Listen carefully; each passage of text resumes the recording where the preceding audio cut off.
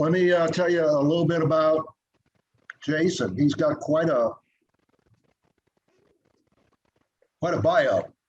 Jason is a county extension agent for agriculture and natural resources with Texas A&M AgriLight Extension Services in Nueces County. And that says he works out of the office where Kevin's at. Okay. He has a Bachelor of Science and a Master of Science from A&I, now Texas A&M.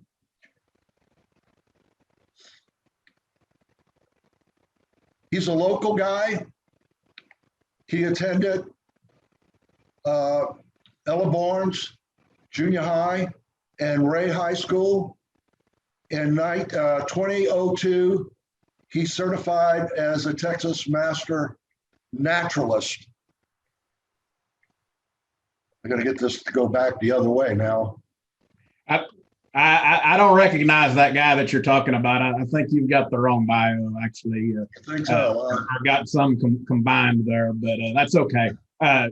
My name is Jason Ott. I'm y'all's county extension agent for agriculture and natural resources, and I'm just very, very appreciative of the opportunity to be here and having an opportunity to talk about soils. But I've been a longtime county agent, been in this county for quite a few years, and primarily my role and responsibility is to work with agricultural producers and help them in making best management decisions for their operation. And so I'm sorry to interrupt you, but no, that's okay.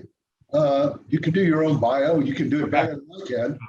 But I thought it was very interesting, your experience and what you do. And especially that you're a local here, you live in Corpus Christi and you work out of Corpus Christi. So we're very pleased that you volunteered to be our presenter and bring your expertise to us. And thank you for allowing us to use your PowerPoint for our notes. And I'll turn it over to you. You are the host. Okay. And, thank you for monitoring the text chat, Sandra. Just, feel free to, interrupt me anytime that y'all want to. And really any of y'all, if y'all want to interrupt, I certainly don't mind. I think it's more interesting if we can have a conversation and get your questions answered rather than just, me go through a series of PowerPoint slides over a period of time if I'm not hitting on, what y'all have concerns with or have interest in or what have you. But certainly just kind of, we're talking about soil today, and, often the question is, which one is it? Is it soil or dirt? And what I always tell my 4-H kids whenever I'm working with them is, dirt is what you have on your kitchen floor. Soil is what's outside. And so there's really kind of two definitions of what soil exactly is, but it's a dynamic natural body composed of minerals and organic material and living forms in which plants grow, is essentially the definition of soils that I like. And in our ecosystem, there's some really important functions that soils do for us and support for us. And I think everything kind of starts with that soil base that we have, just from the standpoint of supporting that plant, providing a growth medium that supplies nutrients, and just its ability then to support vegetation will influence the number and type of animals that can be grazed upon that area. It's also important in controlling the fate of water from the amount that we lose from the atmosphere, contamination, purification, and utilization. We also have, soils as a very important component of our recycling system. It's where, all of our organic matter, goes to be decomposed and reutilized. And so then it also is a very important habitat for living organisms. Not only just our plant matter, but certainly a lot of micro organisms and macroorganisms as well. And then finally, maybe we don't necessarily think about it, from a master gardener standpoint or from a farming and ranching standpoint quite as much, but certainly, important engineering medium. And so as we, learn and appreciate the differences in soils, they have a really big impact on the structures of our homes and roads and things like that. And so we're all familiar with that in Corpus Christi because we all have terrible foundations and terrible roads, right? And some of that ties exactly back to, the types of soil types that we have in this part of the world. But I guess, as master gardeners, the things that we're most important in, right now is the importance of soils as it relates to our plants.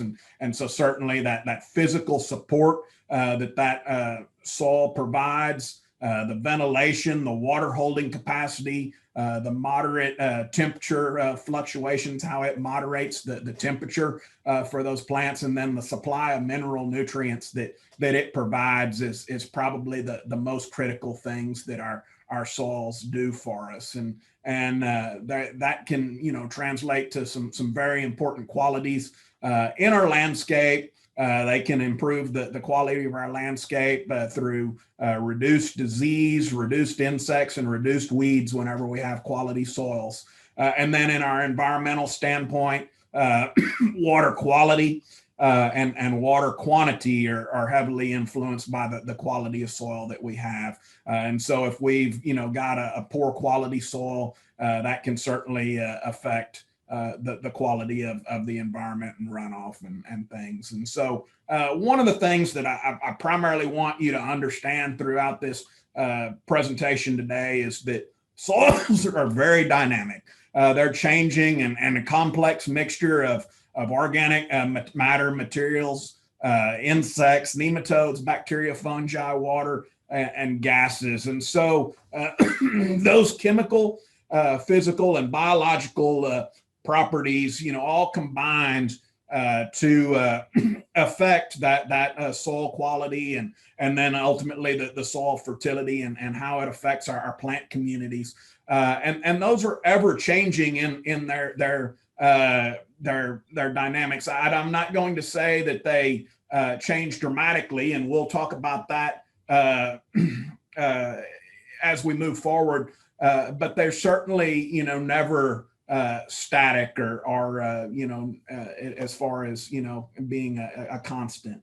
And so a good soil is going to have about 45% mineral content. It's going to be about 5% organic matter ideally. And some of our garden soils can probably get there. But unfortunately, in this part of the world with our hot, humid environments, where we just don't have anything called winter typically, we burn a lot of organic matter. And so it's very, very challenging to get organic matter levels up this high. Now, certainly in our garden beds and things like that, where we have the opportunity to do some significant amounts of mulching, adding some composts and things like that, we have the ability to help build and get probably closer to this ideal. Whereas our farmers and ranchers out there that are in a very dry, humid, hot environment have more of a challenge in adding organic matter or getting organic matter to that level. And then our soils are also, it's very critical that we have that open pore space in there that can provide some gas exchange in the amount of air and then the water that we want to have in there as well. And so that is important as well. And that is just kind of, the ideal composition of what a good soil is going to look like. And there's major classes of minerals. And so whenever we're talking about that mineral composition. I'm not talking about nitrogen, phosphorus, potassium. I'm talking about sands, silts, and clays. And sands, silts, and clays are determined by the particle size. And so, that single grain of sand we think about, seeing on the beach, we can, hold that pretty much between our fingers. If we, rub it, small enough, we can kind of see those single grains of sand potentially, or some of us can if we have good eyes. Whereas, on the small side, those clay particles, you almost need an electron microscope to actually see, the individual particle size or individual particle of a clay particle. And in the middle of that, we have our silts. And so those are kind of the size range that determines our sand, silts, and clays. And so if you think about, a sand, well, obviously that's beach sand. We're in Corpus, we're familiar with that. We go to Whitecap Beach or wherever, and we can see plenty of sand. And then clays, an example of that would be, basically any of the soils that, we have on the south side of Corpus Christi, and then through western Nueces County, are predominantly Victoria clay type soils. But again, the way that we determine our soil texture is based on the percentages of sand, silts, and clays, and those make up things like sandy loams, sandy clay loams, silty clays, and then, sandy clays, things like that. That's all defined or determined based on the percentage of sand, silt, and clay that we have in a soil. And so the way that we would do that, and if we were able to all be together, I have a tremendous amount of soil samples that we could get out that I use with my 4-H kids to learn how to texture by feel. But that's what's going on in this picture here is this person is starting to try to texture by feel that soil to determine what texture that is exactly. And what you do is basically take a little less than probably a tablespoon of soil or so, and put that in your hand. You want it to be somewhat not wet. You don't want to handle mud, but certainly you want it to be a moist soil. Typically, once you've got that in your hand and got some moisture in it, you'd kind of roll it. And what I tell my 4-H kids is you roll it into a snake or a worm, essentially. And then between your forefinger and your thumb, as you can see, that what they're doing there is they're pushing that out flat and ribboning it.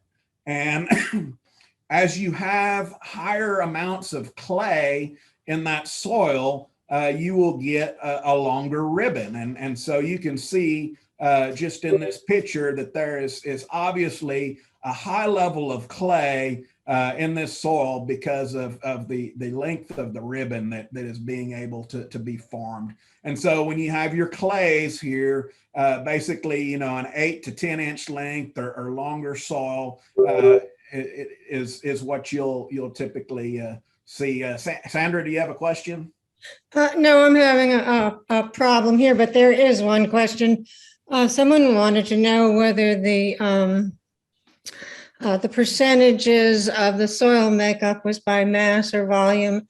I'm not sure exactly what that refers to. Yeah, so it's actually typically like a volumetric measurement that's done.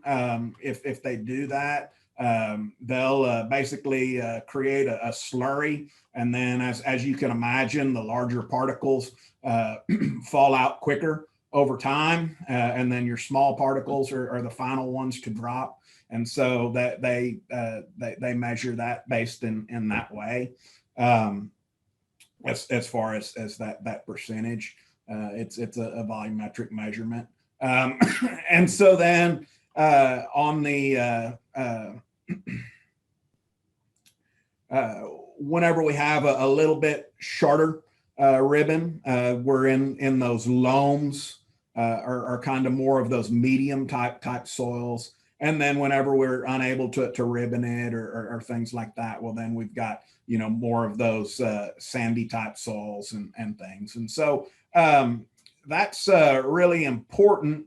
I guess I put this in here just to, what it all breaks down to is ultimately, if you're over here in this portion of the county, you can pretty much count on being a heavy Victoria clay type soil. And if you're over here on this eastern portion of the county into the bluff and east of there, well, then you can pretty well count on being in a pretty sandy type of a soil. So can kind of keep that in mind. But if you're not necessarily comfortable learning to texture soils by feel, or not necessarily, really want to know some specific details about the soils that maybe you have underneath you, you can go to Web Soil Survey. And that's a real good tool that the USDA has provided for us. It works pretty well actually on the south side of Corpus Christi because a lot of that property was historically farmland. But if you get into an urban center like San Antonio or something like that, sometimes it doesn't quite work because they don't have those urban soils maybe mapped out and things like that. But certainly if you've got a few acres or you're interested in a piece of acreage out in the country or something like that, there's even an app in the app store that you can just use the GPS on your phone and it'll tell you exactly the soil type that you're actually standing on, which is pretty neat. Again, not necessarily what you get, if you're in an urban area, but certainly covers a tremendous amount of the United States nonetheless. And so, the good news is really no matter what your soil type is, you're going to be able to keep your soil type. But oftentimes as an extension agent, I get people that don't necessarily like that. And they want their soil to change. And I always tell them that, your soil is like your spouse. It's hard to bring about any real lasting fundamental change. And so, basically, if you want long lasting fundamental change, that's called divorce, right? So, that's kind of, what you've got when it comes to your soil type. You've got to learn to work with the soil type that you have in your backyard. Now, granted, in a smaller acreage situation, we can bring in raised beds. We can do, some things that, that just, kind of breaks the rules or whatever, and do those things. But, the reality is if we're going to have a native soil that we're going to work with, well, then, we're pretty much stuck with the soil types that we've got, and we've got to learn to work with those soil types that we've got. Can you take a question real quick? Okay, go ahead. Someone would like to know if the soils are labeled at the 4 types and rock or multi-type as OSHA labels for excavation safety. I don't really know anything about OSHA or excavation or anything like that. I really couldn't comment on that. That'd be out of my knowledge base. But whenever I mentioned that web soil survey, yes, those all the soil types are identified. Like I said, our dominant soil type is Victoria clay. But whatever soil type is there underneath your feet, that they'll identify it and they'll tell you what composition that soil has at the various depths as you go down into the soil profile. So there's a tremendous amount of information that's available on that website. And so uh, that's a very good tool and very good information. And you can see, what's not only in, maybe that 0 to 6 inch range that we're probably most interested in as homeowners, but also deeper in the profile as well. So how do soils change? I said, you really can't bring much about in fundamental change, and there's really a couple of things that will cause soils to change. We don't really have any control over any of these, as you can see. Active factors are going to be climate, precipitation, temperature, and wind. So none of those are within our control. Biotic activity, we have probably some influence as far as how we manage our soils, as to what level and to degrees of biotic activity, be it microorganisms or macroorganisms. We do have a little bit of an influence over some of that, probably. Modifying topography. Again, we can bring in raised beds. We can, certainly, grade the property and things like that. So we probably do have some opportunities to modify topography, but again, costly and pretty intensive of management and things like that. So not necessarily something that's going to be realistic in most cases. And then finally, some passive factors or the parent material. So that's what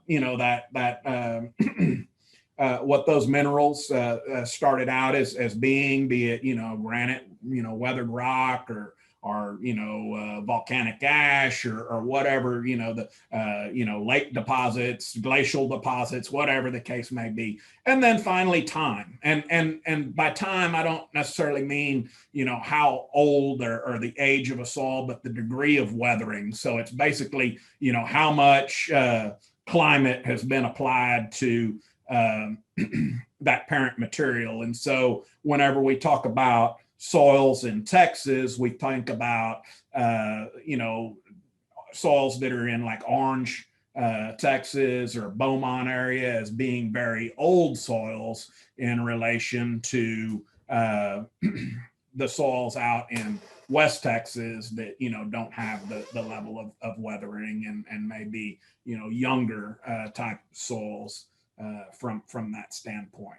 And so what all this boils down to, and why soil texture is important, is it's going to affect some of these factors for us. And so we need to be aware of this and how that's going to affect us, so that we can make some management decisions in our gardens and in our home landscapes in terms of infiltration of water into that soil and surface. If we have a coarse soil, we've seen, you can imagine that wave coming onto the beach, and it just sucks down into that sand, doesn't it? And so that's a very rapid example of infiltration. Or if we take our cooler of water at the beach and dump it out onto that sand, it just rapidly sucks in to that soil surface. Whereas if we do that on some of these fine soils, as we get out into some of this farmland on the western portion of the county, and it's flat and we get some rain, and it just stands, and that's where we get to breed mosquitoes and things like that, because we just have that very slow infiltration rate as we get onto those finer soils. Permeability is essentially infiltration as well. It's just into the subsoil. So permeability of that moisture deeper into that soil profile, and it follows the exact same pattern. And then leaching, that can be important to us too. If we have maybe a situation where, over in the bluff or something like that, where maybe we have some irrigation, but we have some poor quality irrigation, and maybe we've made some mistakes and brought in some salts or an excessive amounts of salts. and now we're trying to clean that up. Well, we have maybe an opportunity to do that a little quicker and a little easier and a little more readily if we're on those coarser type soils than if we have some fine soils and we get those, kind of salty or brackish through poor irrigation source or something like that. Well, then we're going to struggle to get that cleaned up over time, and it's really going to take a lot more rainwater and things like that to get that corrected. Organic matter is typically going to be lower in our coarse soils. Of course, our water holding capacity is going to be lower. Our nutrient holding capacity, which also ties back to our organic matter, is all going to be low on coarse soils versus our fine soils. That fine soils are going to have those chemical properties that are going to have locations on them that will hold these nutrients more tightly to them versus a coarse soil. And so you can think of that coarse soil as essentially just glass beads. And so water's going to run through it, nutrients are going to run through it. And so that needs to be in the front of our mind whenever we're thinking about how we're going to manage those soils. If we're going to add some fertility, if we're going to irrigate those soils, we need to have that in mind and handle those maybe a little more differently than we might a fine soil that, we could, in terms of irrigation, we can probably get by with a 10-day irrigation cycle on some of these heavy clay soils, maybe even longer. In some cases, if we do some really good deep irrigation, whereas the water holding capacity of a sand is just not there, and we're not going to be able to go that many days probably on those sands. Can I ask you a question, Jason? Sure. Okay, is it true that clay soil is good? Is one of the wonderful things about it, it stops the radon gas come through? And the other question, are we going to have a record cotton season?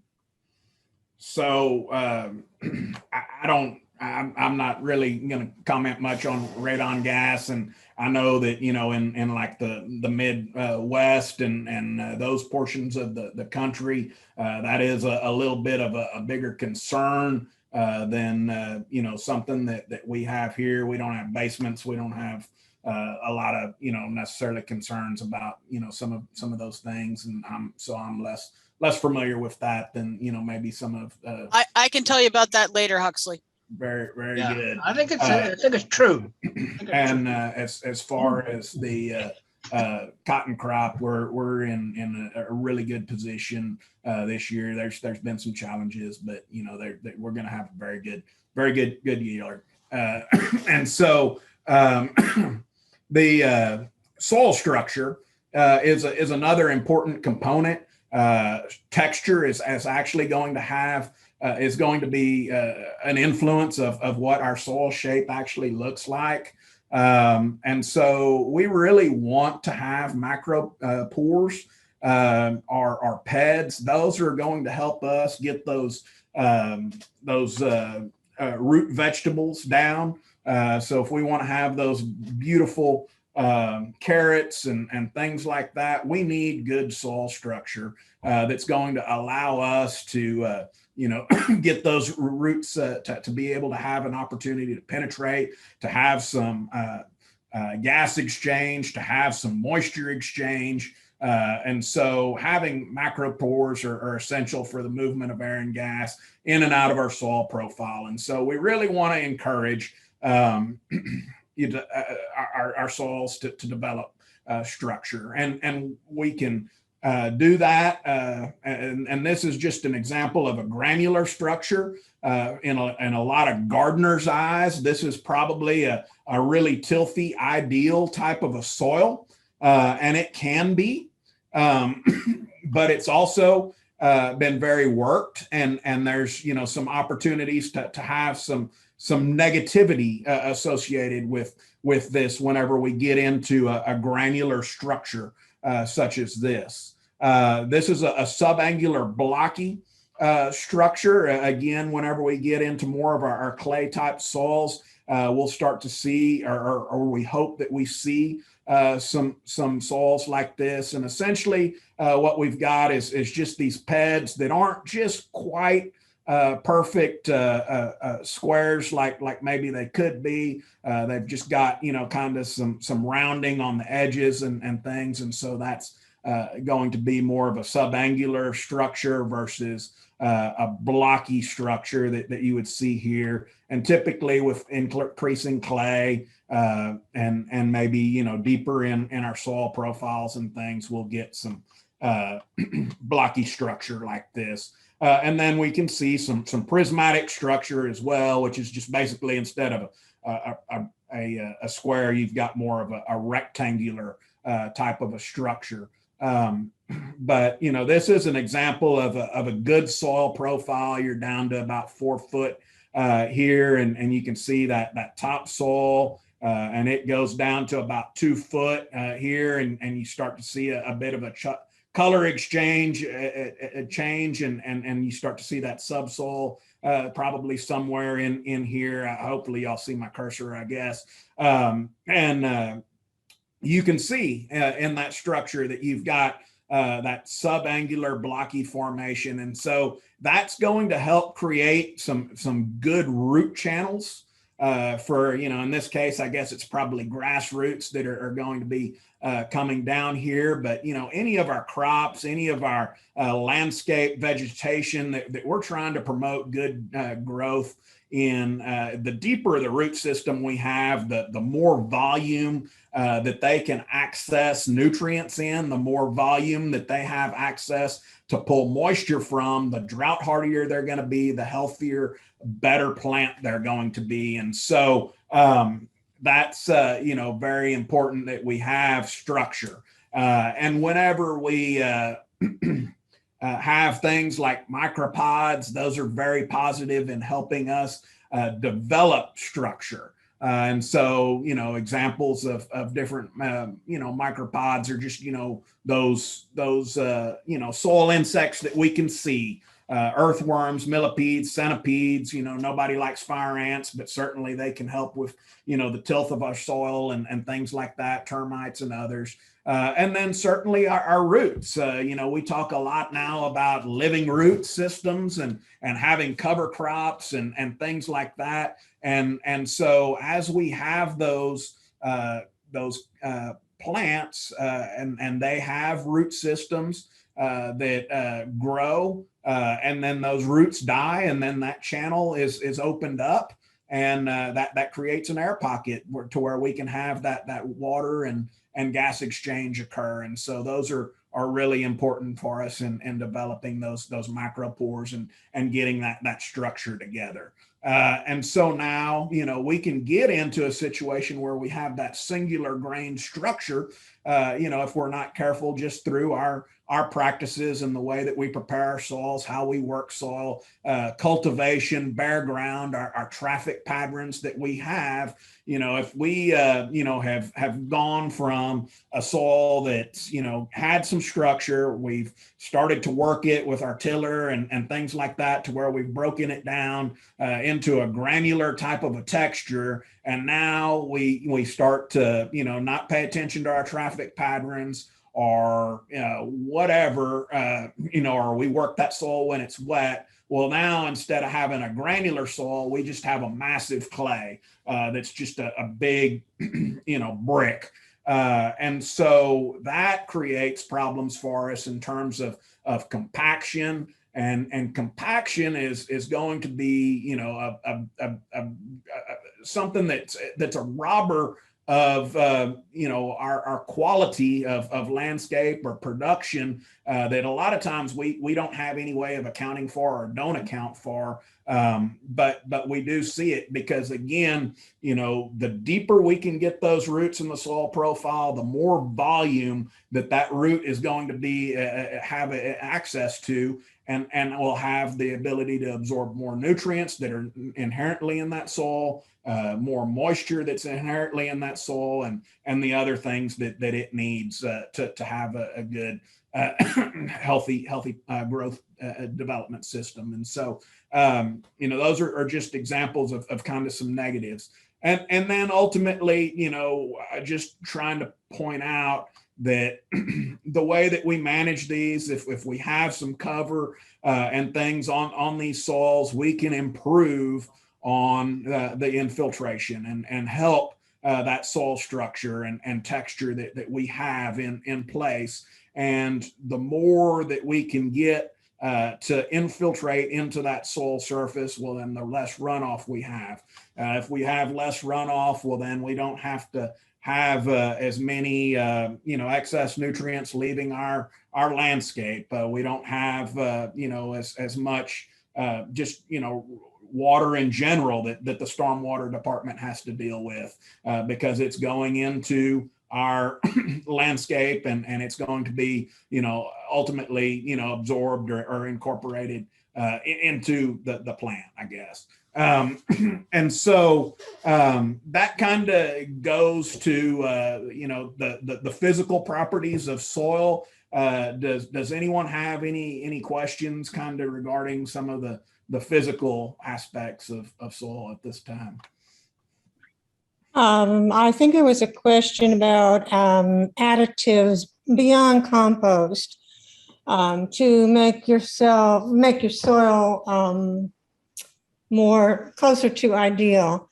And so would you not recommend that they have their soil tested before trying to add anything special to the soil? Yeah, so we'll talk about some amendments and things a little bit later whenever we start to get into the fertility aspect of it and probably more on the chemical side, but certainly I'm a big fan of organic matter, and any way that you can add organic matter, that's going to be the critical step in improving your soil quality.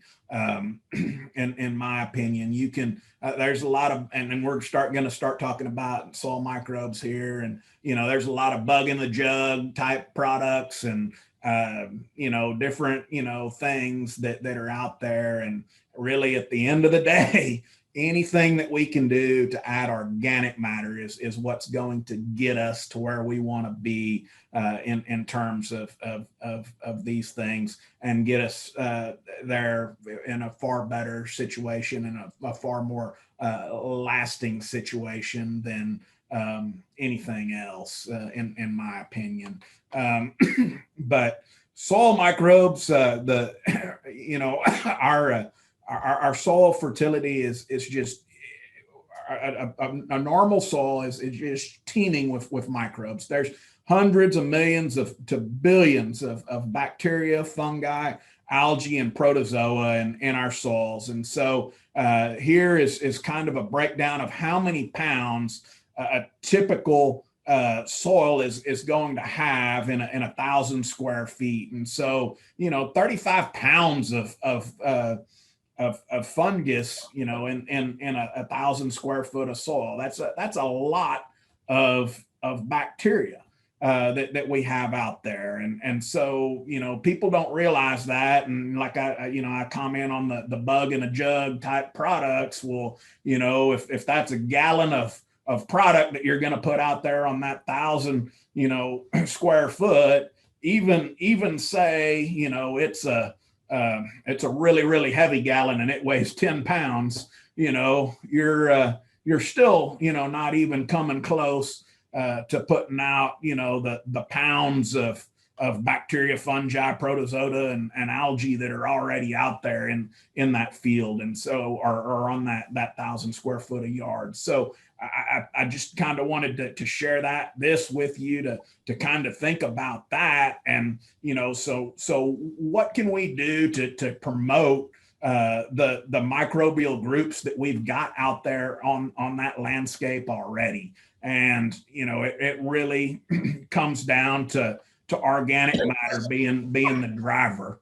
And so this is actually a demonstration that's been done. They do it in the Midwest a lot. NRCS does it, and they take these tidy whities and they'll plant them in various fields, and it's a demonstration and an example of the microbial activity that's in these farmers' fields. And so, obviously you have the clean white pear that's kind of the control. So, what a pear weighed, I guess. And then as you can see, the level of breakdown is based on the amount of microbial activity that's in those in those fields. And so, whatever field this came out of, there's clearly a tremendous amount of organic, microbial activity that was able to break down that organic cotton in those underwear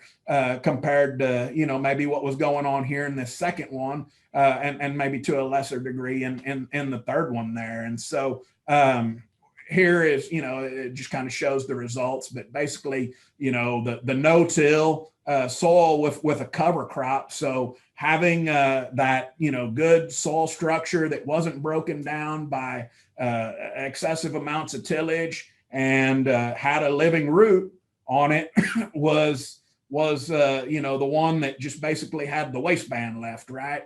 And then, whenever you get into, like where they just had a conventional tilled corn and maybe, weren't, taking care of maybe a higher level of organic matter or maintaining that quite as well, well, then they've probably didn't have the microbial activity, and as a result, you didn't have the breakdown of the organic matter that was there, and so that would be an example of that. And so I just, again, goes to show that organic substrates are needed to fuel the population of microbes. And so there is a direct correlation between the abundance of organic matter and microbes. And so if, people want to improve the microbial activity and things in our soils, you've got to pour the organic matter to them. And you're not going to do that with a gallon of molasses. You're not going to do that with, the bug in the jug products. You're going to do that with loads of organic matter. And when I say loads of organic matter, I'm thinking that, you're talking about composts. You're talking about mulches, organic mulches, and things like that. You want to turn a garden bed around, that's kind of been neglected and abandoned and hasn't been taken care of. Just put you some hardwood mulch on it for a year and see how much improved that soil is underneath there. And that's a result of the breakdown of the abundance of organic matter that's being produced there, and allowing microbes and micropods and all of these things to do their work. But the environmental factors affecting, soil moisture, it's microbes is almost like growing another crop. And so, you think about trying to manage your environment for, growing carrots or growing perfect tomatoes or roses or whatever we're doing. We've got a whole nother set of challenges in managing these, for that microbial growth. And so I just, continue to emphasize, and I know it's not romantic and people don't like to hear it because there's not enough, we can't spend enough money on, organic matter or whatever. It's not, a magic potion. But that's really the thing that we can control here. We can aerate a little bit and we can certainly manage our moisture to a degree. And then we can, help with some nutrients from time to time. But, really what we can control are pretty limited again. And so, that organic amount is critical. So, increasing microbial action increases organic matter decomposition, though. And so, as we start to add this organic matter and encourage, that's the challenge that we have down here is we don't have a winter. And so our microbes don't stop. And so we, have a more of a challenge in these farm fields and things like that, building organic matter because we have an increase. We can get an increase in microbial activity whenever we, incorporate these crop residues and things like that back into these soils. But then they're going to quickly decompose. And so then we're right back where we were, and we only have maybe once a year to add that. Now in your home landscape, we can add mulch on a regular basis. We can add compost multiple times a year. And so we need to kind of think about that and make sure that we are doing that on a routine basis so that we are providing adequate amounts. Following the addition of available substrate, microbial populations tend to explode, but eventually microbial activity will return to that normal level, and any increase is typically transit. And so that's, kind of what you'll start to see whenever maybe you use one of these, bug in a jug type products or your molasses or something like that. You very well may get a response, but it's going to be a relatively short-lived because you don't have that high volume of organic substrate that they can kind of utilize for an extended period of time. And so again, for my money, it's mulch and compost all day long, and large amounts of carbon, is what that translates to. So what these break down into is predominantly carbon dioxide, and then we also get a lot of humic compounds, and that's really what our goal is, and what our desire is to get a lot of this humic compounds, because they're are very, very beneficial whenever we have that decaying organic matter to create this humus for us. And regular organic compounds left after decay is what that is. It's just that residual, and it's the colloidal fraction of soil organic matter. It acts as a contact bridge between soil particles. It has far greater nutrient and water holding capacity than clay. Even clay, and you remember I told y'all that that was the one that clays had the highest moisture and nutrient holding capacity. Humus has a gram for gram far greater nutrient and water holding capacity. And so if we want to improve the fertility of our soils, if we want to improve the water holding capacity of our soils, humus, and again, going back to pushing the amount of organic matter that we can get broken down into that soil. It also has some hormone-like stimulatory effects on plants, plant roots, and things like that are beneficial to the development. But again, that said, you look at the amount of pounds that are of organic matter that are in a soil, and we have the humates that we can buy, and again, even if we're talking about a heavy pound, a 10-pound gallon, and we put that out over our 1,000 square foot, we're not even coming close to getting there. And so it's kind of like tinkling in the ocean. It may make you feel good to go out there and put that humate out, but at the end of the day, I don't know that you're doing a whole lot of good, just by buying that and putting those types of products out. But certainly a tremendous benefit and something that we need to be pushing our soils and driving in our soils. But again, doing it through composts and through mulching and things like that, adding large amounts of organic matter is the way to go. And so that kind of gets me through the biological side of soils, I think. Do y'all have any questions regarding any of those thoughts? There are a couple of questions. I'm not sure if they will be coming up later on in another topic. One person asked about tolerating grubs, obviously they're not desirable, but it's usually a matter of how much you can tolerate, I think.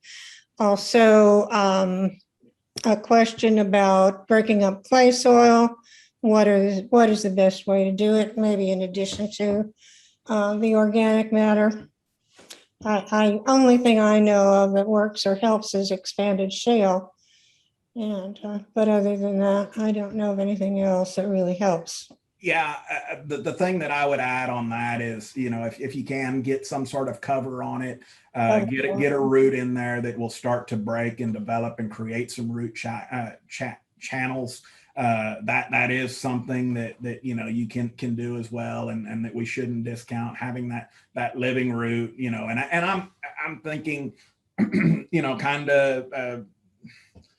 More from a gardening standpoint, whenever I'm talking about that. Obviously, in a landscape situation, you're probably going to have, some of that as well whenever we, start to introduce our bedding plants and things like that. But, having, maybe thinking about, the root system on some of those plants that we're putting in there, having, some that, have some very robust root systems, like a radish or something like that, maybe we're not, necessarily interested in eating that radish, but, maybe we plant some just for the purpose of creating some root channels and making the tilth of that soil improved and enhanced, and then just, terminate that plant in some sort of way where we kill it and allow it to decompose in place with that root system in place, or something like that. And so, did I answer that, or was there another part of it that I missed? I think so. There's one other interesting question here. Are there different seasons for microbes, or getting that type of activity, encouraging that activity to develop in our particular area? I mean, we have it going on all the time, but what could they do to encourage it? Yeah, no, I mean, like I said, just adding, as much organic matter to the soil as you can is really the key. And then, there is probably going to be some opportunities to, like whenever we talk about composting, we talk about, having that right brown to green ratio. Right. And basically what that is a carbon to nitrogen ratio that we want to be balanced. We've got to have enough nitrogen there to decompose all of that organic matter, and so we can't just push all that direction where we have tremendous amounts of organic matter, but not enough nitrogen to break it down and things like that. And so we want to make sure that we do have that balance. As far as time, no, I mean, we just don't have the winter. And so that's, you talk to farmers here in the coastal bend, and that's the thing that they talk about, is that they farm 365 days a year.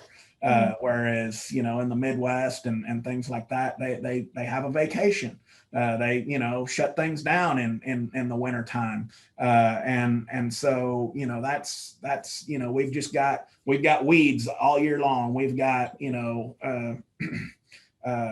insects all year long because we just don't have those cool freezing temperatures most of the time to kind of deal with some of those challenges. You mentioned the grubs, and I guess yes, I mean, just like fire ants, they can provide some benefit as far as tilling the soil, but they also are going to eat the root system of our important vegetation. And so, they're very much going to be considered a pest. And, if they're at a threshold that we, need to go in and do a treatment, then, that's something that we need to, to make sure that we treat. I'm a big proponent of, addressing issues. Sometimes people are in a certain system or production type or whatever, and they feel like they don't want to use their toolbox, or they are in a certain type of production system based on doing nothing. And I'm not in favor of that. I'm in favor of doing something whenever we have an issue, and so we need to to address that issue, based on, whatever the appropriate action is. And typically that's going to be, try to find the least toxic, product that's going to work and control the issue for us. So anyway, You want moving to in. take a break and get you something to drink? Well, I don't know if y'all know or not, but I basically recovered from COVID. No. I've been at work for, I guess, back a week now or whatever. But anyway, it's probably not going to help. But Okay. anyway, our moving into soil nutrient management. Our goal is to manage soil fertility so that nutrients are sufficient and available for our crop. And so, that's yes. I need to make an administrative remark here.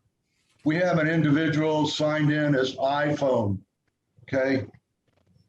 Our policy is you identify yourself by renaming your iPhone, or if something comes up where it says computer or whatever. And there's two reasons for that. One is security. We don't want somebody crashing our meeting. The second reason is I can't turn in iPhone as the person attending. So I have no idea who you are. So I need you to rename yourself or I will have to boot you out of the meeting. Okay? And I'll give you about a minute to do that. Please rename whoever is the iPhone with no tag name on there so that we know who's on the meeting. Okay? And it looks like if you hit those three buttons, there's a pull down menu that comes down and it says rename. I can't. Yeah. No, I know you can't. Yeah, but I can't do anything because I gave you the host. Well, I didn't know if that ended. I thought maybe it was that way for that. The other thing is I had a question about what is bunch grass? So listed as 3 types of grasses. I'm not familiar with that term. Yeah, so bunch grass is just exactly that. It's just a big bunch grass, and so I mean, like a switchgrass. You might think of that. I'm trying to think of some of our big robust landscape grasses that we use, like fountain grass. That would be considered a bunch grass. Those types of grasses. And so those are going to be our big perennial grasses that have very deep root systems. And so those are going to help, create those deep root channels that are going to help with infiltration and things like that. And so that was just kind of an example from like a range setting, but you can think of it like, those would be our landscape plants, our shrubs and things like that. Would kind of fall into that category of bunch grasses for this purpose, so to speak.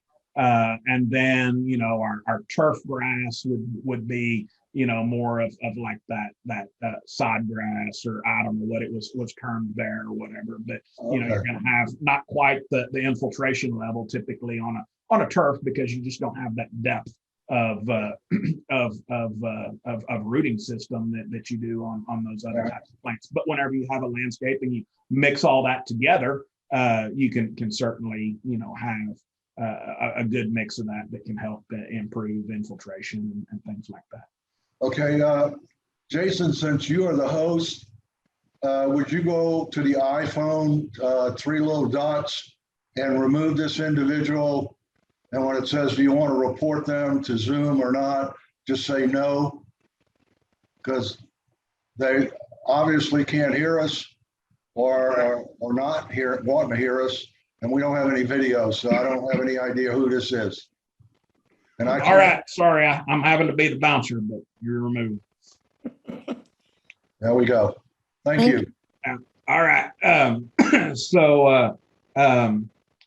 Let's talk now about kind of that last component. And a lot of times, probably the one that, it seems like kind of gets emphasized the most is that chemical properties of our soil. And rightfully so, I guess, to a large degree. A lot of the work and research and improving, crop production and things like that, did focus on soil fertility and that chemical aspect of our soils. And so, there can be some pretty significant nutrient imbalances in soils, and that can affect the health of our plants. It can affect disease and insect resistance. It affects the ability for our plants to compete with weeds. Whenever you think about turf grass and talk about, sandbur, and one of the better ways to manage sandbur is with fertility and irrigation, and building that strong competition of that turf to reduce that sandbur load there on that turf and things. And so nutrients are very important in a lot of ways, not just in enhancing the quality of the plant from an aesthetic standpoint, or just making it deep green or anything like that. And so, the general rule of thumb is that, a plant's development is limited by the one essential mineral that is in the relatively shortest supply. And so, in this case, you see that nitrogen is low, and so then, no matter how much water we try to add to this bucket, we're never going to overcome that lowest rung. And so if we went in there and put 100 units of N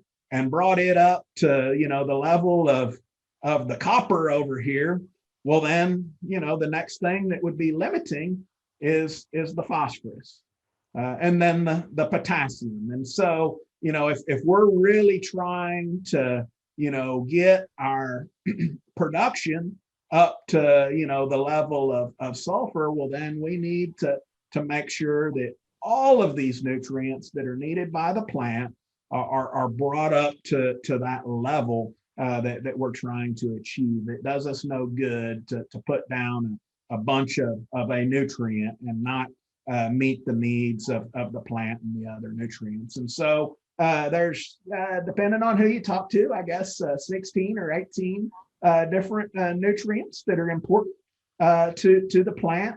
Sometimes we maybe don't necessarily appreciate the ones that come from the air and the water quite as much, and so we don't necessarily think about hydrogen or oxygen as being important, but they certainly are very important in that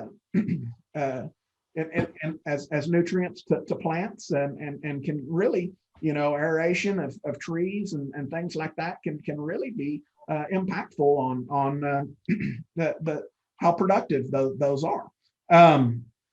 And so also, one of the things that I've done here is shown the chemical formulations of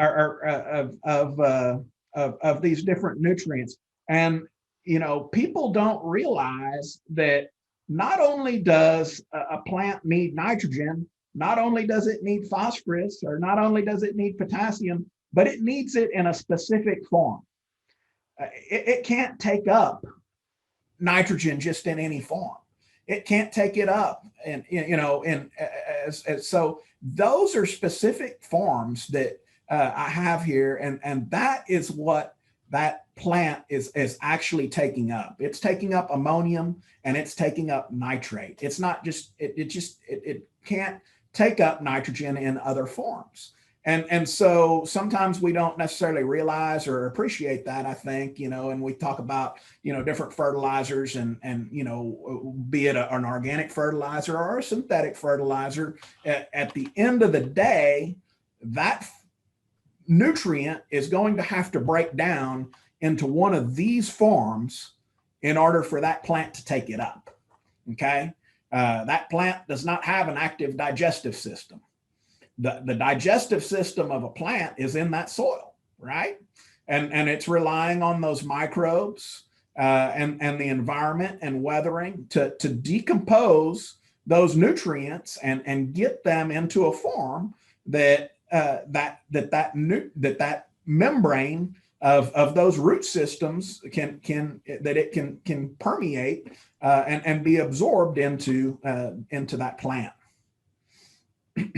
And so, we talk about, nitrogen And, that's really kind of the driver a lot of times in what happens, and specifically nitrate. And so we've got to be really careful with that nutrient when we utilize it. It can have a greening effect. It can, be, very, very, beneficial to us. But we, tend to overdo nitrogen way too much. And here you can see where they've, put a bunch of nitrogen down. They've promoted fungal activity in this yard as a result. Here you've just got, dense, just a lot of, rapid growth, but no root system to speak of. And so, we've got to be very careful when we use nutrients that we're using them in an appropriate manner, and that we're not doing them in a way that's going to be harmful to our environment. And, nutrient contamination of water is a concern, especially nitrogen and phosphorus. It's needed for all plants for optimal growth and production. But whenever we have excess amounts and it gets into our receiving waters, it can cause, excess plant growth and those aquatic, vegetation, which is called eutrophication, and just, can make a problem for us. Then whenever we get into situations where we have, hot, dry conditions, we can start to decompose some of that plant material that will deplete oxygen in that water body, and then you start to have fish die-offs and things like that. And so, here in the coastal bend, recreational fishing is extremely important to us from an economic driver.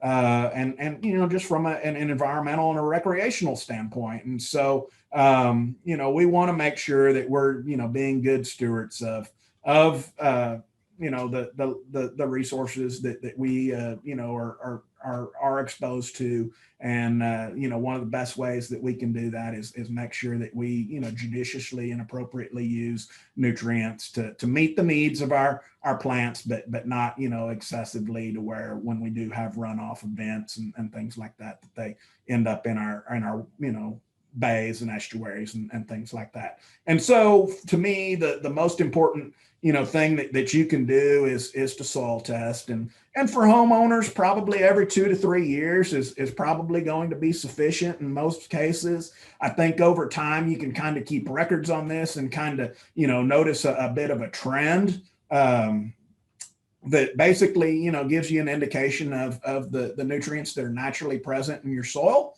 And then gives you some credit for any residual, fertility that you might have if you, maybe, planted a garden and for whatever reason it wasn't successful in a particular year. So a lot of times those nutrients didn't necessarily go anywhere. So maybe we've got some of that residual fertility and we don't need to quite add as much in the subsequent year if we didn't have success. On the other hand, we may have an abundant year where we, maybe have yields that are far higher than maybe we anticipated. Maybe we took out more nutrients than we, maybe applied or thought that we would need. And so, in that following year, we may need to add a little additional nutrient that maybe we weren't necessarily prepared for. And so having, that soil test as a, kind of, I liken it to basically you would never add oil to your crankcase of your vehicle, without pulling the dipstick.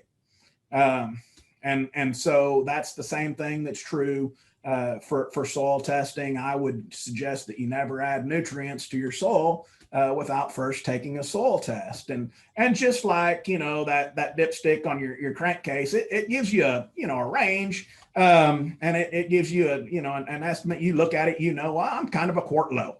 But, are you exactly a quart low? Of course not. You just kind of know where you are based on that. And that's the importance of that and the value that I see. Jason, Yes. For years and years and years and years, all our soil tests have come back and they say do not add any potassium to your soil for the next 5 years. So what are we doing wrong about that? Well, a lot of I've got some data that I'm going to show here in a second, and I'll discuss that a little bit more. But a lot of our soils are just high in potassium, and so there's really nothing that you can do. They're just high in potassium, and so you just need to make sure that we're not continuing to add potassium to that, so that we don't have an issue. So taking a soil sample, it's garbage in, garbage out, and the quality of that test is only as good as the quality of the collection that we did at home. And so we work with people, and you would be amazed the junk that we get in. We do soil testing campaigns for agricultural producers, and we do them for homeowners, and I've opened them up before, and it's just it's pathetic, sometimes, and like in the case of the urban program, a lot of times the city's paying for it, and it's kind of, and I feel embarrassed that you kind of wonder, well, was this guy serious when he sent me this sample, or not? I don't know, but we go ahead and send it, and they get those results, but they can't be usable. And so the correct way to take a soil sample is a composite soil sample, which means you get a clean plastic bucket, and I say 10 to 12 cores is what you want around the house. This says 3 to 10, but in my opinion, you want to take about a dozen samples. And so what you can see in this picture is they do make soil sample probes, stick probes that you can get. And if you can get access to one of those are great, because one of the best things about taking a soil sample is it tells you something about soil compaction. And that's, goes back to the physical properties that we started talking about. But, if you push that push probe in, that's going to give you a lot of information about, how much compaction you got. And maybe the issues that you have aren't fertility related. They aren't microbial related. They go back to that initial physical property that we talked about. And maybe we need to start working on that through aeration or something of this nature. So anyway, so that's the first thing that I think you get to learn whenever you start to take soil samples is a little bit about, how bad your soil is compacted. Then you take a dozen of those, and your goal is basically that a 0 to 6 inch length of soil, and basically just a 1 inch column. And so if you have a push probe that you can collect those in, well, then that makes it really nice. If not, a sharpshooter like this, you just basically, slice a hole and then slice a little 1 inch column of soil off the side of that hole. And then, put that in the bucket, and then repeat that 11 more times. And then you want to make sure that you get all your rocks out of there, make sure that you get all your roots and sticks and just all the junk. Get that all out of there, and remove it. And then you want to thoroughly mix those dozen samples together. Break up any clods and things like that, so that you have a very nice homogeneously mixed soil that you can put into about a quart bag. You could use a Ziploc bag, or you can come by our offices and get you a soil sample bag and submit it. I know they give one to all the master gardeners to do a test on their yard to kind of learn about it. And I think that's great. And then, ship it immediately. Don't let it, sit around, because it can change. And then you're going to get some results back. And this happens to be an agricultural result, just because that's what I had. But in the case of an urban soil sample, it's going to make these recommendations in pounds per 1,000 square foot typically. And so, it'll show the amount of nitrate, the parts per million, of nitrate, phosphorus, potassium, calcium, so on. And then it gives you kind of an idea of how that falls as far as extremely low to excessive. And so, I don't know what 442, parts per million potassium is, but I can look over here and I now know, well, that's very high. And so, I've got a whole bunch of it. And then the CL here is the critical level. And so that's kind of, the level that if as long as we're to the right of that, we probably want to avoid adding much of that nutrient. If we're over to the left of it, though, we probably may want to think about trying to add a little bit additional amount of that nutrient in order to improve whatever we're trying to produce. And so in this case, then they make a recommendation of, which is, 95 pounds of nitrogen per acre or 45 pounds of phosphorus per acre. The important thing to recognize here is whenever they make that recommendation, and in the case of a home landscape, it's probably going to be like a pound per 1,000 square foot, maybe a pound and a half, whatever the case may be. But it's a pound of actual nitrogen, okay, or a half a pound of actual nitrogen. In this case, this is a 95 pounds of actual nitrogen is what they're recommending. Not, and so our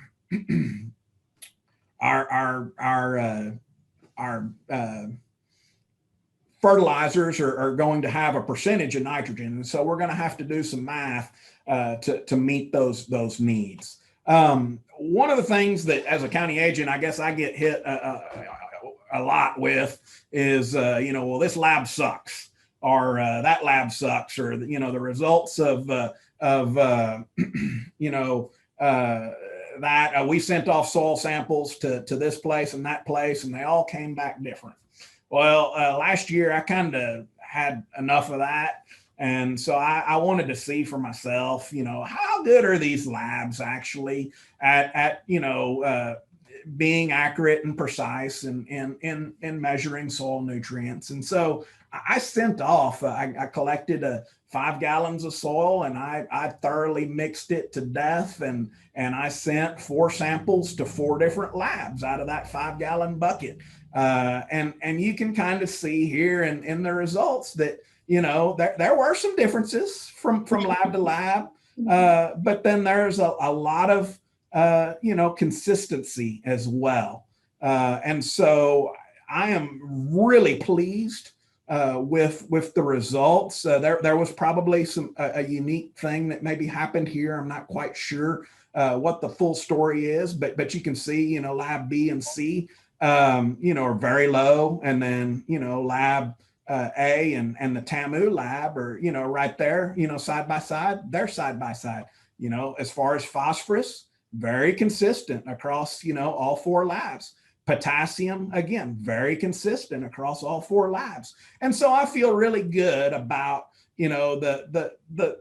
the results that you're getting, whether you choose the Texas A&M lab or any of these other 3 labs that are available in the state of Texas. And then I looked, at kind of comparing the mean, the range, and confidence interval between these labs within each, within pH, nitrogen, phosphorus, potassium, and the individual labs, they do an amazing job. Look at the range on these, as far as pH, from, these labs, the range in nitrogen, not a lot of variation there. They are very, very,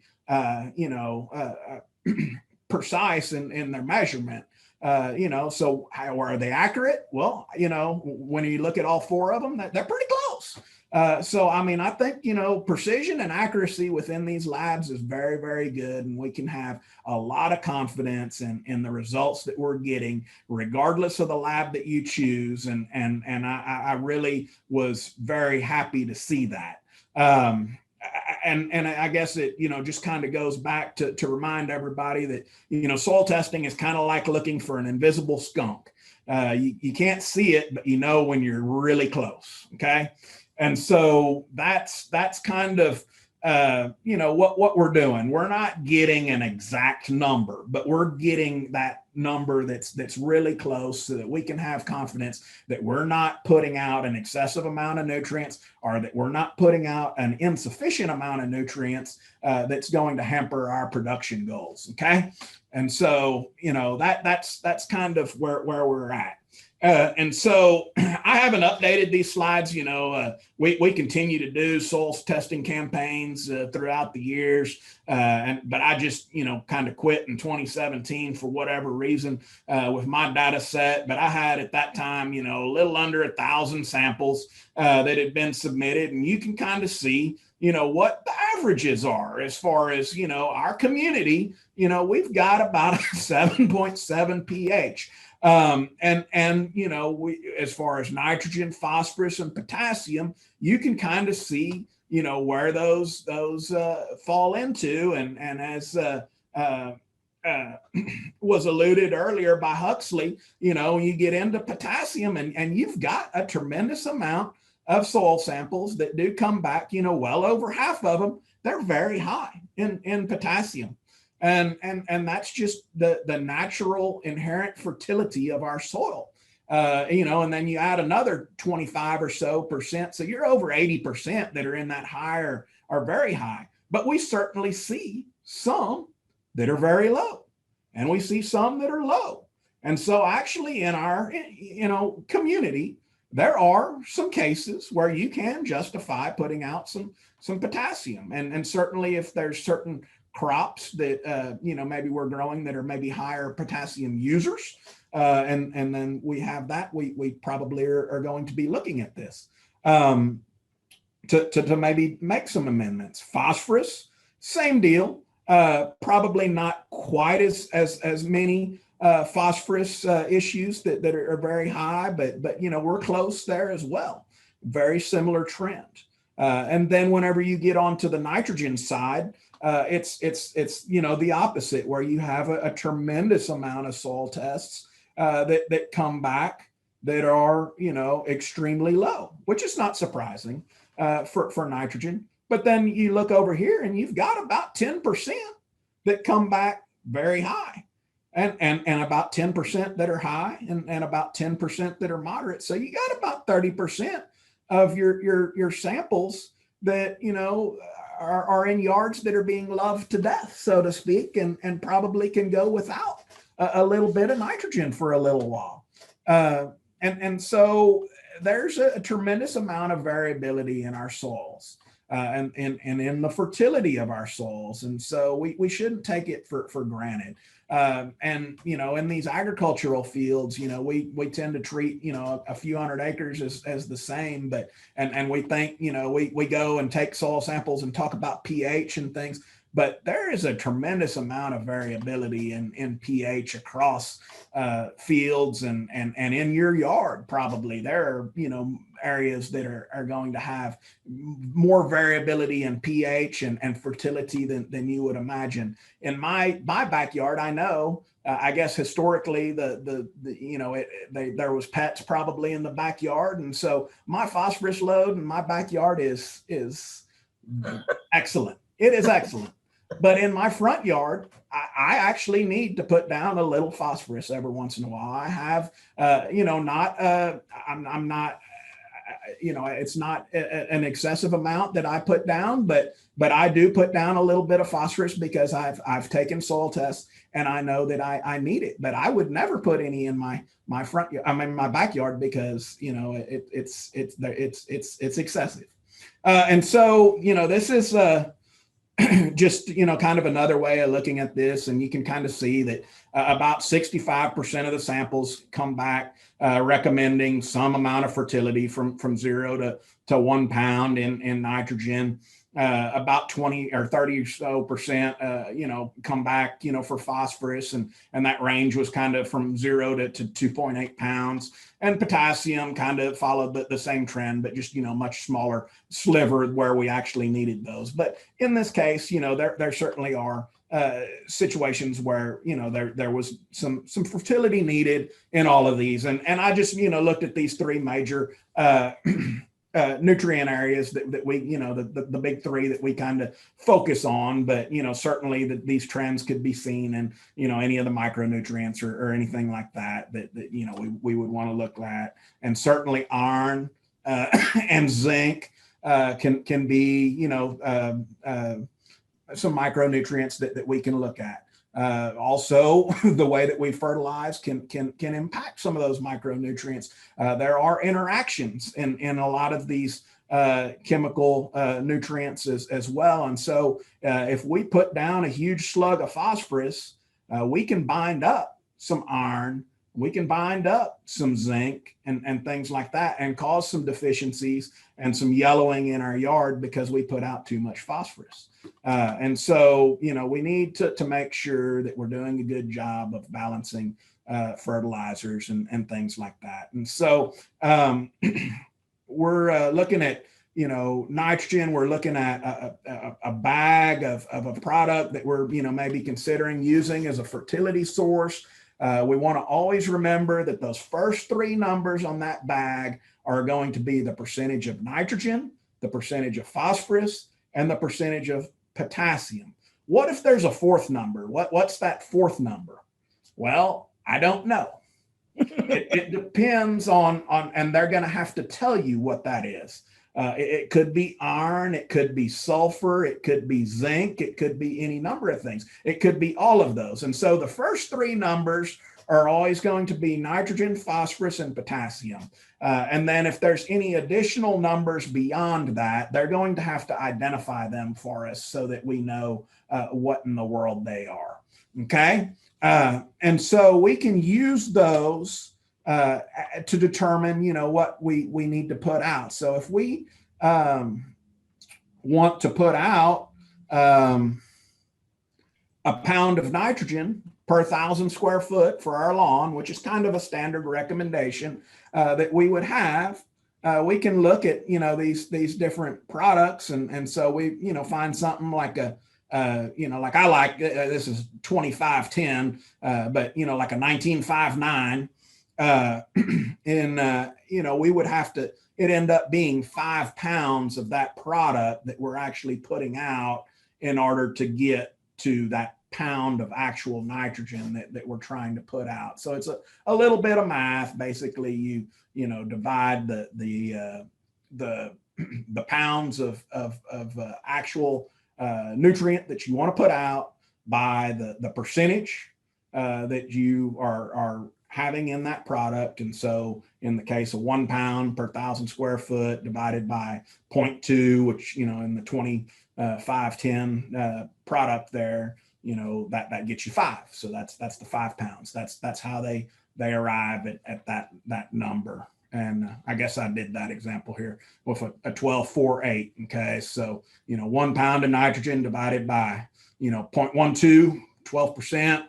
That gets you 8 pounds. And so now that's for the nitrogen. We can make this, a little bit more complicated. And so now you're putting out, 8 pounds to meet that 12 pounds that pound of nitrogen. So now you can multiply 8 pounds by 4%, and that'll tell you how many pounds of phosphorus you're putting out. And you can multiply that 8 by 8%, and that'll tell you how many pounds of potassium you're putting out.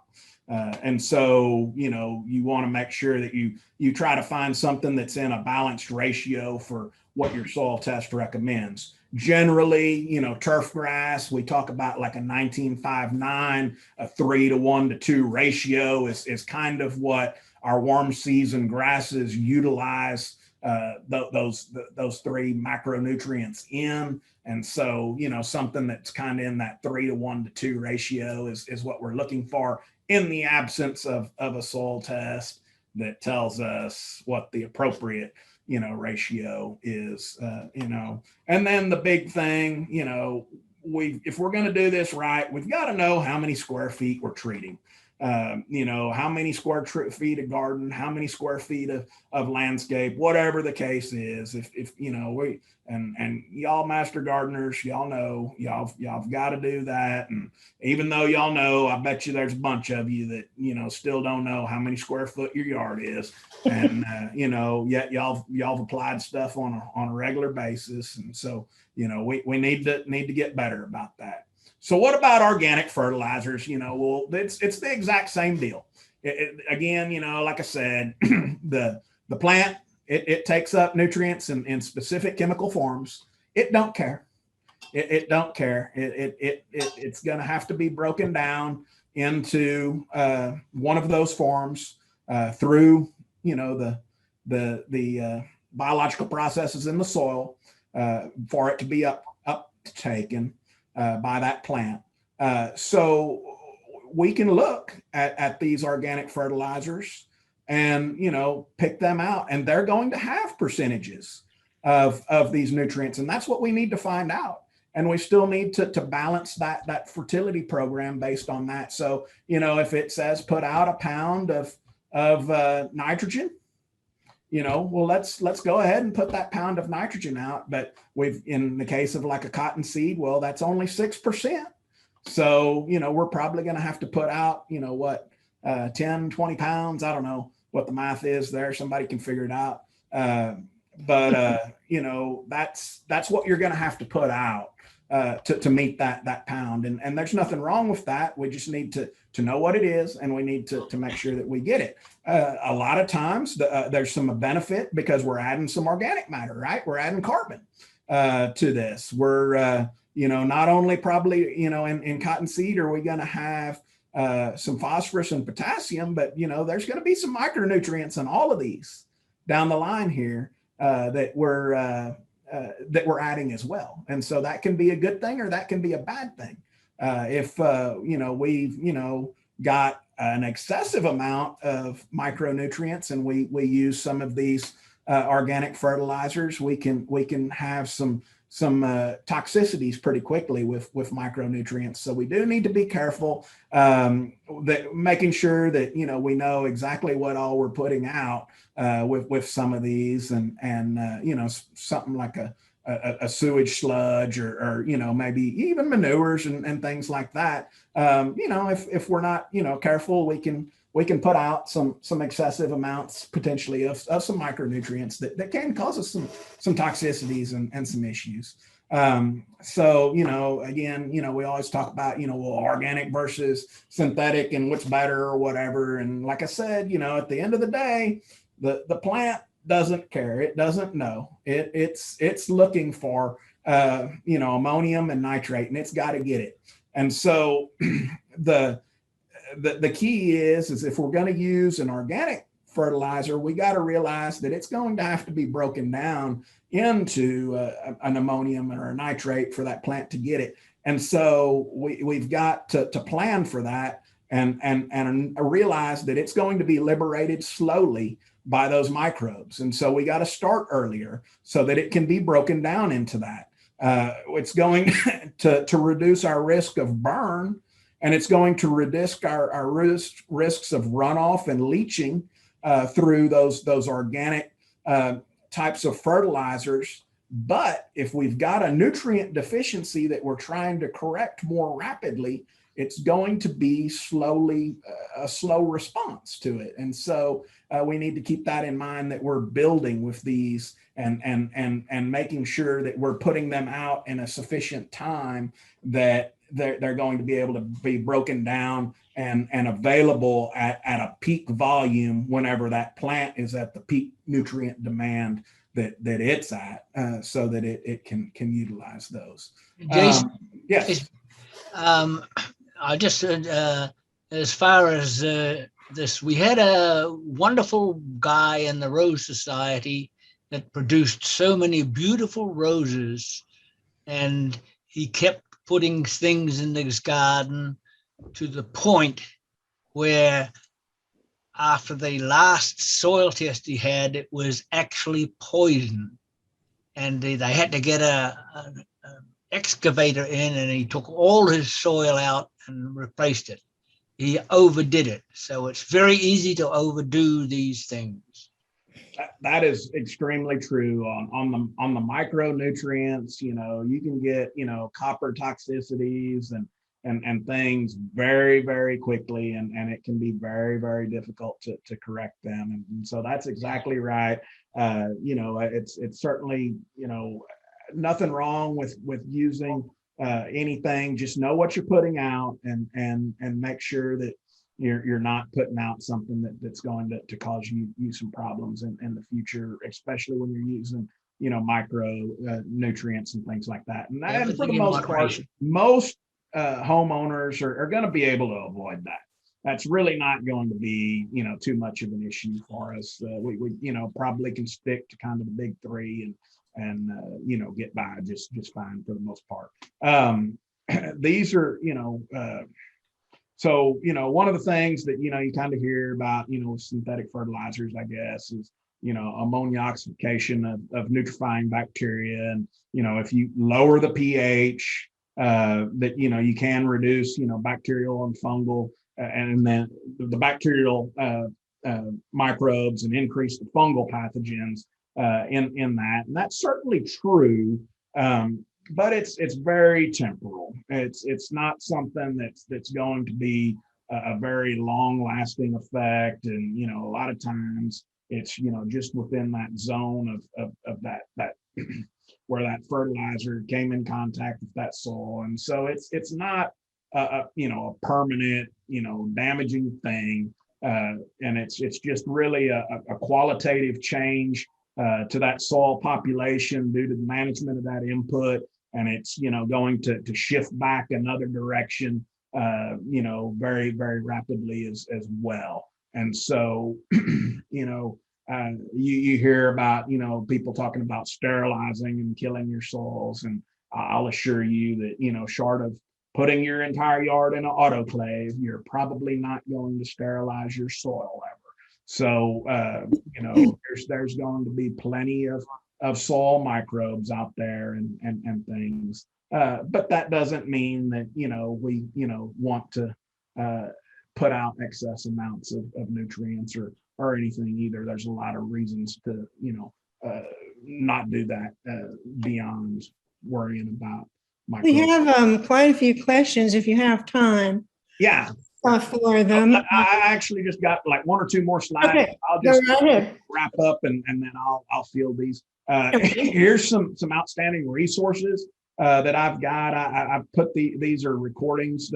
Our soul's fertility specialist, he's since retired, and these are actually recordings that were done probably over 10 years ago now. But I've got them there, and if you want to watch those, each one of these is probably a college level course almost in nitrogen, phosphorus, potassium, and micronutrients. So it's more information than you could ever probably want to know about nutrients, but very good stuff there. And I'd encourage y'all to take a look at those or listen to those. Each one of them is probably about an hour, and it's good stuff. And then, just again, kind of summarizing, soils are dynamic, they're changing, they're just a complex mix of organic materials, minerals, insects, nematodes, bacteria, fungi, water, and gases. And, they play those important 5 key roles in our ecosystem. And, of course, here, the one that we're most interested in is the support that they provide in plant growth, but, certainly important in our water cycle, recycling and habitat. And so, with that, I'll kind of wrap up and glad to take any questions that y'all have. Okay, let's just go back to some that were asked a little bit earlier. We didn't get to. One is, how often would you recommend lawn fertilization for warm weather grasses? Okay.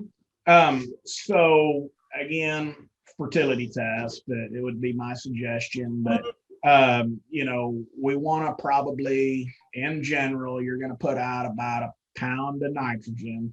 And again, just talking generally, that first application of the year, you're probably going to want to have something that is a blended fertilizer. So, maybe something that's also going to put in some phosphorus and some potassium. Again, in general terms, we're going to have a decent amount of phosphorus and potassium, but you still may need a little. Generally it's going to be used in that 3:1 to 2 ratio, but I'm just kind of talking around in a circle there because, I would suggest you get a soil test, but I know you may not. So, when you don't, that's kind of what you're at. So you're going to put out a little blend of basically about a pound of nitrogen and a little bit of phosphorus and potassium that would maybe go with that. Then I would say, anywhere from 6 to 8 weeks later, I would, look at putting down an additional pound of straight nitrogen. Okay. And then every, 6 or 8 weeks, following that. And that's going to really also depend on the quality of lawn that you like, how much you actually like to mow. I don't like to mow that much. So I tend to go much longer with that. If you really like to mow and you really like a deep, lush lawn, well, then you're probably going to be on the shorter interval of that.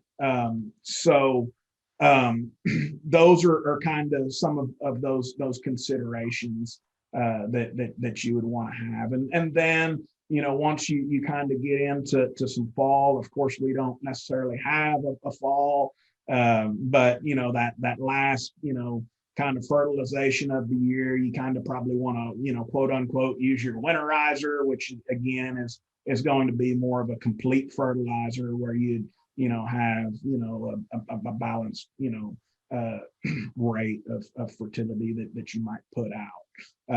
And that would kind of be the year. You don't want to, you want to put that last fertilization out early enough that you don't promote any lush growth going into the fall or winter that's, maybe going to be susceptible to freeze or to fungal damage or things like that. And so that's kind of the direction that you're going. Jason, what are we looking at on the photograph right now? That's a home landscape that the tree fell over and just lifted up a lot of the turf with that root system under the tree. Looks pretty healthy. I have a couple more real quick ones. One person would like to know, what do you use to change the pH of your soil? So that's a great question. I didn't talk about pH a whole lot because really nothing for the type of pHs that we have here. If you have a pH that's low, you can actually raise our pH through liming. The use of hydrated lime is very useful in raising pH. However, we don't have a problem with low pHs typically. And I'm not saying that, locally there might be some microenvironments or something where that is an issue that you may need to correct and raise some pHs. And I certainly know of, like over in the Rockport area and things like that. I have seen soil samples where they have very low pHs actually that could benefit from some agricultural lime. But for the most part, we have the opposite situation where we have an individual that's got a higher pH, they've got, an 8.1, 8.2, they want to get it, to where they can grow blueberries or something like this. And, unfortunately, the answer to that is, well, just find you a pot and grow that blueberry in a pot with some soil that you've imported in that's going to have that low pH that you need. You can do some things, with green sand they talk about. You can, hydrochloric acid and things like that. But the buffering capacity of our carbonate soils that we have is just tremendous. It is, it cannot be overcome. I mean, maybe temporarily, again, we talk about, temporal shifts that we can make. But it's not going to be lasting sufficiently to justify it. And you're just pouring these gobs of chemical onto soil. It's not realistic. You do that in a container. Go get you some low pH soil if you need to grow a particular plant like that, and do that. But you're just going to have to learn to live with that that soil type that we have, and for the most part, it's going to be a high pH soil, and that's what we deal with. On the there are on the occasion where you do have a low pH soil and you want to raise it, then agricultural lime will get that done for you, and every couple of years you can add some, and you'll get that. It's not a lasting change either, but it's more of it can be more lasting than trying to go the other direction, unfortunately. Another question is this, and it has related questions. Do they sell bags of fertilizer with one number? In other words, if you just want nitrogen, I know they do that. If you don't want to put out potassium and all the bags have potassium, what do you do to ameliorate that, and so on? Yeah, so they do sell, like 2100, 3200, things like that. 4600. I mean, you can find straight nitrogen products, on the synthetic side. Now, on the organic side, yeah, you're going to have to take something that's got everything, because it's organic. That's the way it comes. And so you're going to have to find something that's going to balance. There is, superphos that you can find if you need to. It's going to be like a 0060 potentially, or whatever. A lot of those are pretty expensive. And if you want to come sit down with me, we can develop the perfect blend for you. We can go and we can find probably those products at the big box stores, and for agricultural producers, they do it all the time, where they'll blend that exact deal that they want.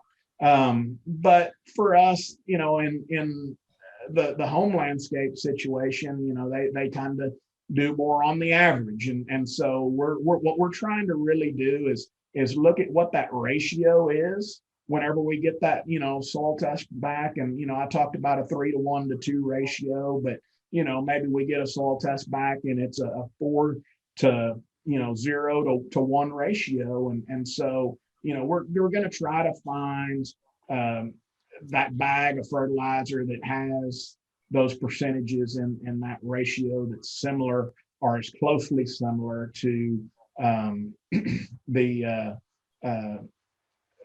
suggested rate as we possibly can. Or we can buy more than one product.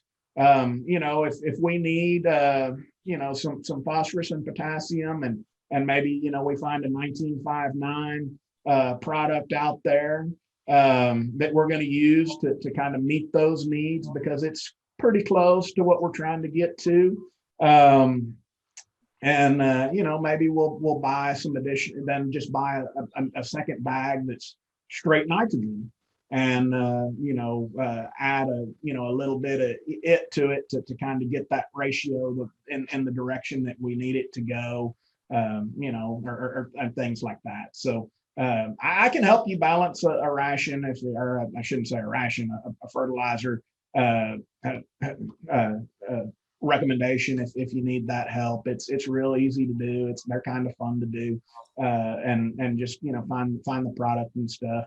I kind of can nerd out on that sometimes, and get all the prices of the fertilizer, and figure out how I'm going to save 50 cents on my landscaping, as a result of making that perfect blend or whatever, and buying that sack from Walmart, and buying the other sack from Gills, or whatever the case is, I guess. So we can help you with that if you want to, but a lot of times it's pretty challenging. I mean, I've like I said, you just try and get as close as you can with, to that ratio and manage it from that standpoint for the most part. Here's a question about cottonseed compost.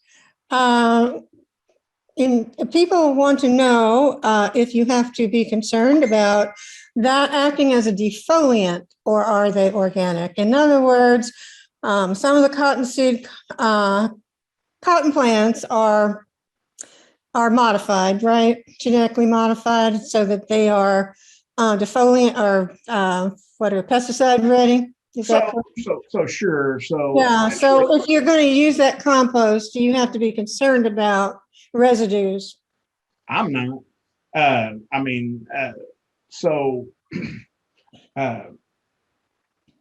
You're kind of mixing several things there. Yeah. But that's okay. So first you've got, you're asking about genetically modified crops, and certainly cotton is one of, I guess, a dozen crops. Right. Sometimes people think that everything in the supermarket is genetically modified, or every crop in the world is genetically modified. There's only about a dozen that are actually, genetically modified crops. And, cotton is one of those. As far as cotton production in Nueces County, the overwhelming majority of those acres are going to be, planted to a genetically modified variety. We do have some conventional cottons that are grown, but there's, what that does is there's traits that have been introduced into those plants that allow them to be tolerant to certain herbicides. There's also, in some cases, some traits that have been introduced into those plants that produce toxins that can help control some of the insect issues that we have. And so in those cases, they actually reduce the amount of pesticides that are required to manage those types of crops. And so, are those expressed in, cottonseed burr and things like that? No. That's not going to be a residual issue that you're worried about. And it's, those toxins are basically like Bacillus thuringiensis, which fits into an organic program. Right. We use a lot of BT a lot of time in organic programs, and we've just got crops that will express that toxin and help us control some worms, so that we don't have to use a pesticide to control those worms. Mm-hmm. And so you've got that benefit there. Does that pass over into the into the no? That's not something that's a concern to FDA or to the USDA or anything like that in those products. And so you're using those as a fertilizer program or an organic to add. But as far as if you're trying to be in a quote unquote organic, certified organic type of a program, you're right in questioning that may not be eligible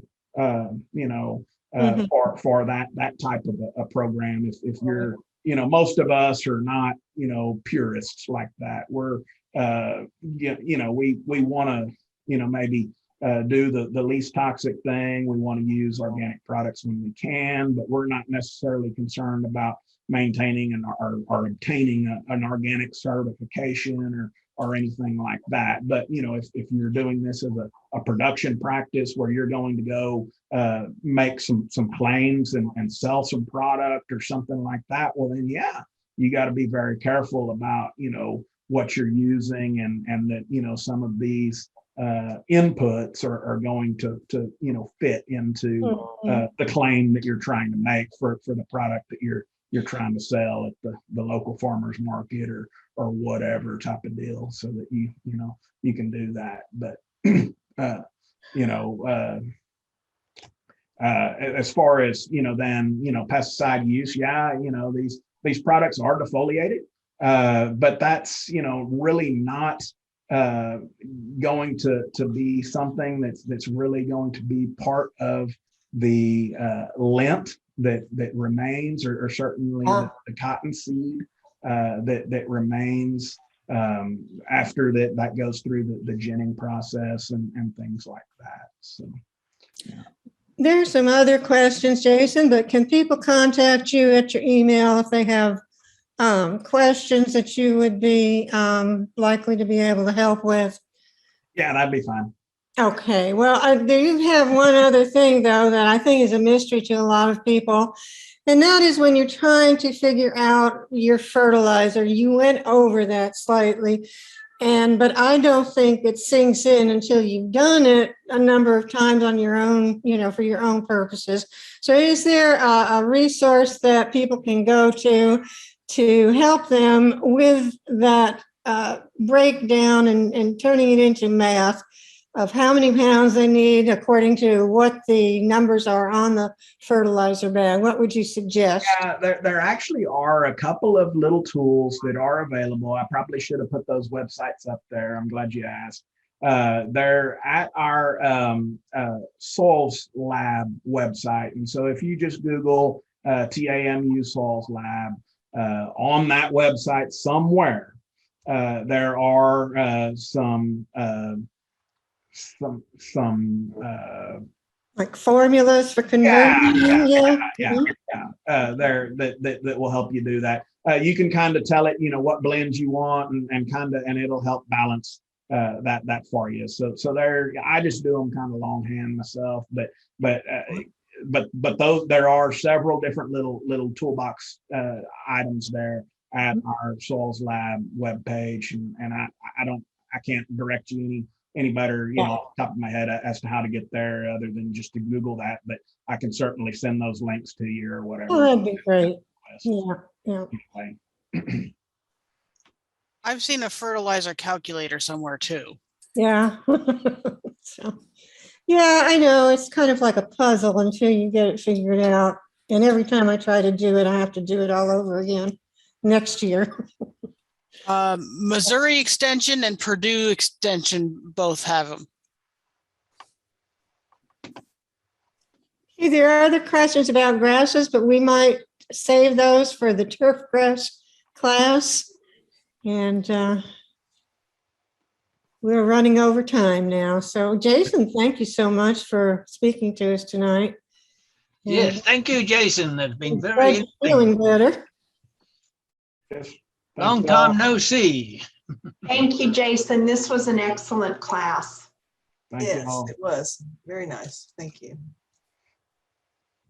All go to egg days. Yes. Jason, thank you very much.